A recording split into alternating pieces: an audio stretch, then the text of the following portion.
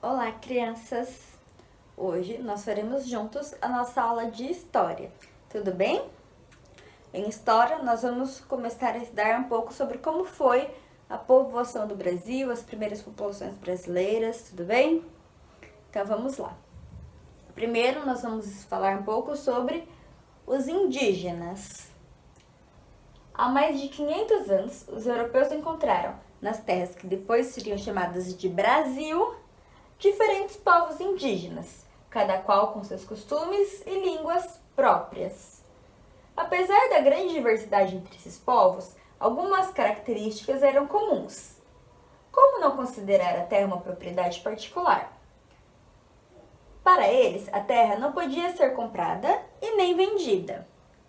Então, quando os portugueses chegaram aqui, os índios já existiam, com seus hábitos, suas culturas, seus costumes.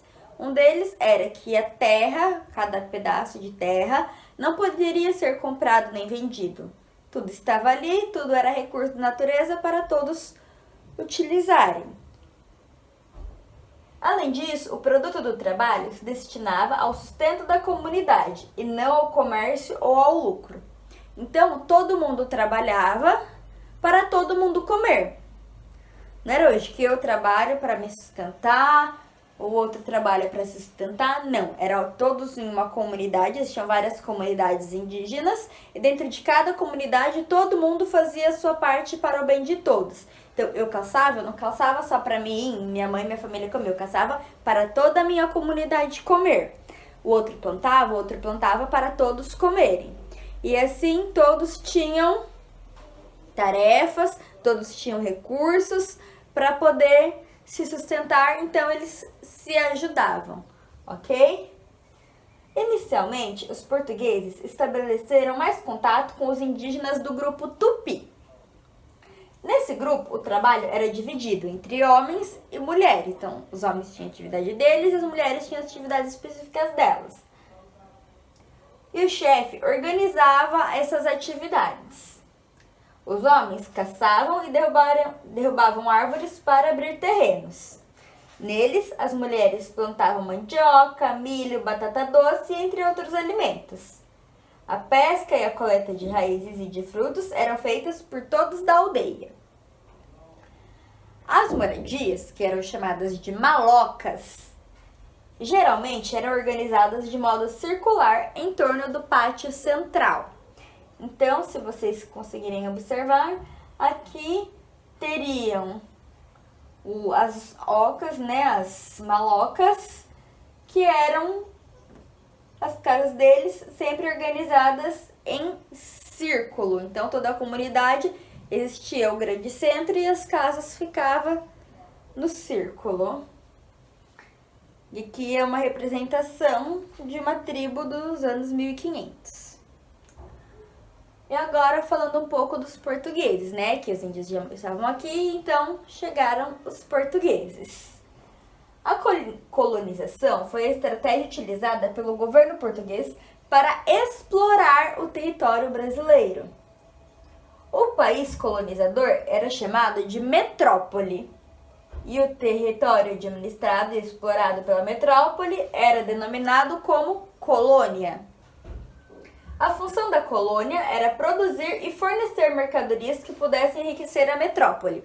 Ou seja, os portugueses chegavam aqui no Brasil, que seria então uma colônia deles, e eles retiravam tudo que de recurso poderia servir para Portugal. Os portugueses vêm de Portugal, retiram os recursos daqui e levam para Portugal tudo aquilo que poderia servir para eles. Os colonizadores portugueses utilizavam a mão de obra indígena para extrair uma árvore chamada pau-brasil, cuja tinta era usada para tingir tecidos e tinha muito valor na Europa. Então, antes da chegada dos negros africanos, os índios é que eram escravizados aqui no Brasil. Então, eles eram obrigados a trabalhar para os portugueses, a extrair tudo que tinha da própria terra deles, de melhor, e os portugueses pegavam e levavam para Portugal. Principalmente o pau-brasil. É uma árvore que no litoral tem muito. Agora tá até entrando em extinção já. Mas se você for, por exemplo, na reserva ambiental, tem alguns pau-brasils ainda. E essa árvore era muito importante para os portugueses. Porque hoje em dia tinta a gente fabrica lá em fábricas e tudo mais, mas antigamente as tintas eram extraídas da natureza. E o pau-brasil tinha uma cor avermelhada na hora que você raspava assim o tronco. Então, eles pegavam esse pau-brasil para fazer tinta vermelha para Portugal. Então, o pau-brasil foi uma das árvores assim, mais exportadas para lá, mais exploradas aqui no Brasil.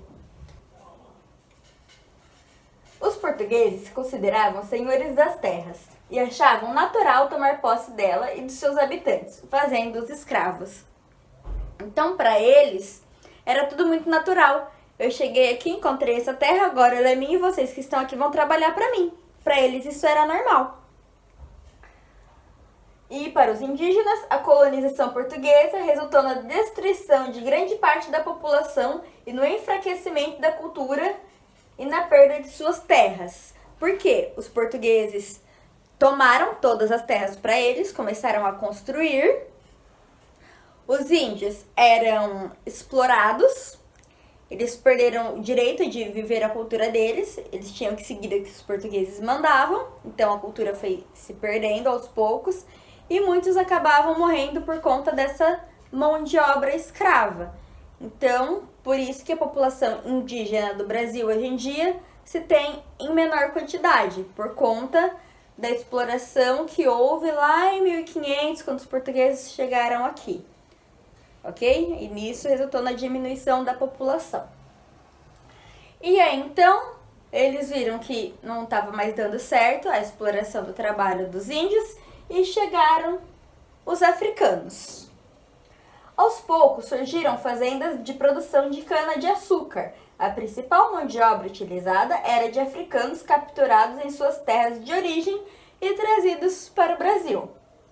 Aqui eles eram escravizados e forçados a trabalhar nas lavouras por pelo menos 12 horas por dia. Então os negros eram colocados à força na embarcação, trazidos para o Brasil e aqui tinha que fazer tudo o que os portugueses mandavam.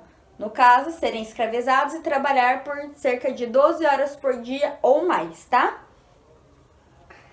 Vieram ao Brasil milhões de africanos que povoaram grande parte do território e estabeleceram relações sociais, culturais e econômicas, que junto com os indígenas e portugueses constituem a base da identidade brasileira.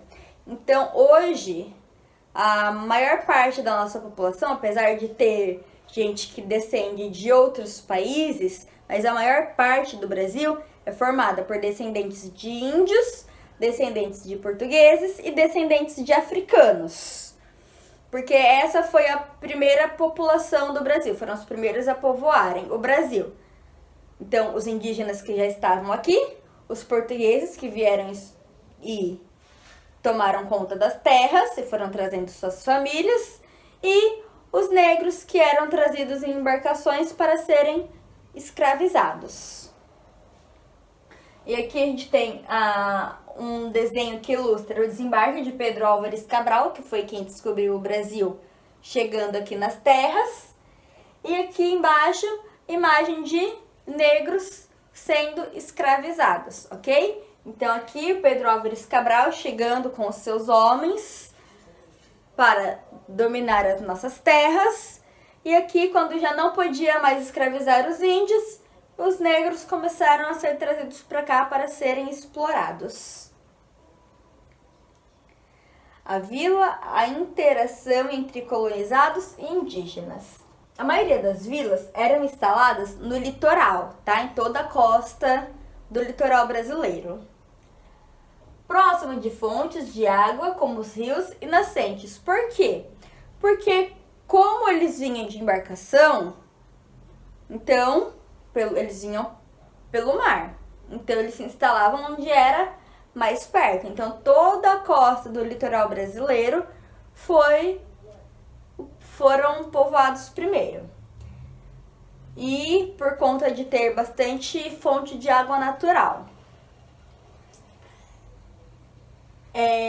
Para se adaptar ao clima e aproveitar os recursos naturais, os portugueses adotaram os hábitos dos indígenas. Então, em Portugal, que era uma terra um pouco mais fria, eles andavam com várias roupas, tinham hábitos completamente diferentes. E aí, quando eles chegaram aqui e viram os índios como eles viviam, eles não suportavam viver como eles viviam em Portugal, por ser uma terra mais quente, e acabaram tendo que se adaptar a alguns costumes indígenas, assim como utilizar canoa para explorar os rios e aprenderam a manjar o arco, a flecha, o tacape para pescar e caçar, porque afinal era o único modo de sobrevivência. Eles cultivavam e consumiam alimentos da culinária indígena, como o milho, o feijão e a mandioca, que são alimentos tipicamente brasileiros, na terra daqui.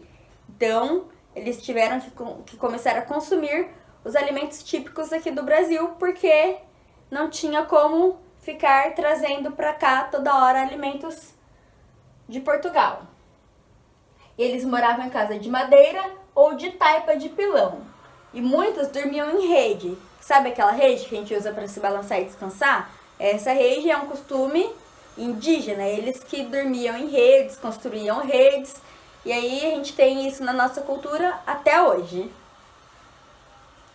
Com o tempo, na atual região do estado de São Paulo, foi criada a Língua Geral Paulista, que era uma mistura da língua tupi, dos indígenas, com palavras do português, de Portugal.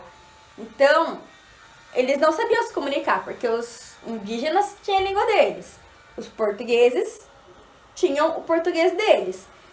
E eles não conseguiam se comunicar. Então, conforme foi passando o tempo, eles criaram lá uma língua para eles conseguirem se comunicar, que era lá uma mistura do português com o tupi. E a partir dos anos de 1600, a língua geral foi adotada para a população e indígenas, africanos e portugueses puderam se comunicar por meio de uma língua comum. Então, conforme essa língua foi se espalhando, os portugueses, os índios e os africanos conseguiam agora se comunicar de uma forma um pouco mais clara. Um aprender um pouco sobre a língua do outro e assim eles começaram a se comunicar. Atualmente essa língua é extinta, tá? Ela não existe mais, apesar de muitas palavras da nossa língua vir do indígena, outras vir do português de Portugal, outras ter lá uma origem africana, mas não é mais a língua que eles falavam antigamente. Essa língua foi extinta e agora nós temos o nosso próprio português, que é até parecido com o português de Portugal. E aqui, essa ilustração representa as moradias e estilo de vida dos colonos em uma vila colonial, ou seja, uma vila que foi colonizada já pelos portugueses e eles moravam ali. E aqui na imagem a gente vê alguns elementos da cultura indígena, como por exemplo o consumo da mandioca, fazendo ali farinha, ralando, e o hábito de cozinhar fora de casa. Eles não tinham a cozinha dentro da casa, eles cozinhavam para o lado de fora. Lembra que a maloca ficava em volta e tinha um grande centro? E lá é onde eles cozinhavam. A formação cultural do Brasil aparece de forma marcante em algumas cidades. Em Salvador, por exemplo, as marcas do passado escravistas estão preservadas nas igrejas de irmandade, que eram associações de ajuda entre africanos escravizados que buscavam a alforria. A alforria seria a liberdade. Você não é mais um escravo dos portugueses, agora você pode seguir a sua própria vida. Ao mesmo tempo, a cidade preservava com orgulho a culinária de origem africana e tem como patrimônio histórico imaterial o processo de feitura do acarajé, patrimônio cultural imaterial porque não é algo palpável, é um alimento. E que é lá o processo de como é feito o alimento. Qual alimento? O acarajé.